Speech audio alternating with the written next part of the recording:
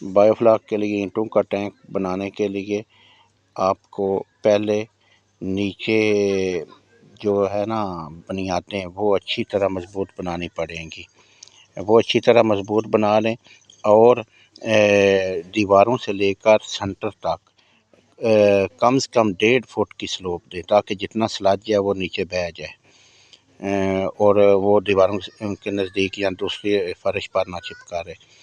اور اس میں آپ کو نیچے پتھر لگا لیں، یا پھر اگر اتلی زمین ہے تو پتھر لگا لیں، نہیں تو اگر زمین دوسری ہے نا چکنی زمین ہے، موٹا رقبہ ہے، تو پھر آپ کو نیچے کنکریٹ کرنی پڑے گی۔